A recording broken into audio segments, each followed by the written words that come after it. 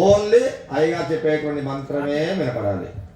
ఏమైనా లోటుపాట్లు ఏమైనా ఉన్నాయనుకోండి, అక్షతాం సమర్పయామి అంతవరకే. ఎందుకంటే మన ఇంట్లో ఒక్కరు చేసుకోవాలంటేనే కొన్ని కొన్ని పదార్థాలు తక్కువ అవుతూ ఉంటాయి.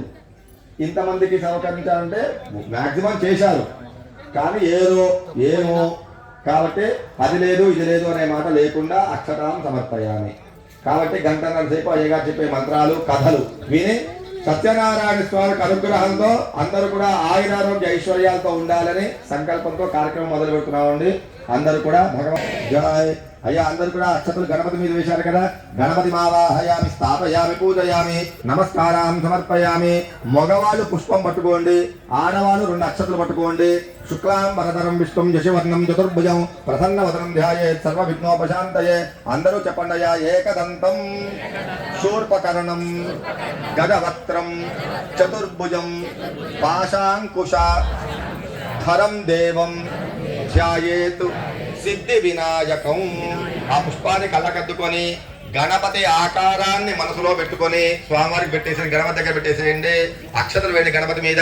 ధ్యాయామి ఆవాహయామి నవరత్న ఖచ్చిత సింహాసనం సమర్పయామి. తమలపాకుతోటి పసుపు గణపతి మీద 5 సార్లు నీళ్లు వేయండి అయ్యా. పాద్యం సమర్పయామి, అర్ఘ్యం సమర్పయామి, ఆచమనీయం సమర్పయామి, శుద్ధోదక స్నానం సమర్పయామి, స్నానానంతరం శుద్ధ ఆచమనీయం సమర్పయామి, నమస్కారం సమర్పయామి. అందరూ గణపతికి నమస్కారం చేసుకోండి. 2 అక్షతలు పుచ్చుకోండి.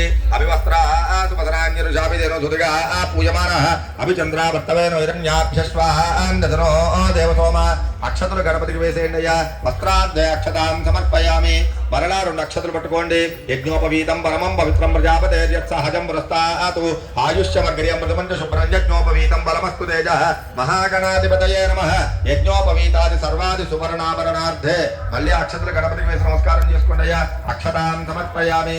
గణపతికి నమస్కారం చేసుకోండి. కొద్దిగా గంధం బొట్టు పెట్టండి గణపతికి. గంధద్వారాం దురాదర్శాం చపుష్టాంకరీ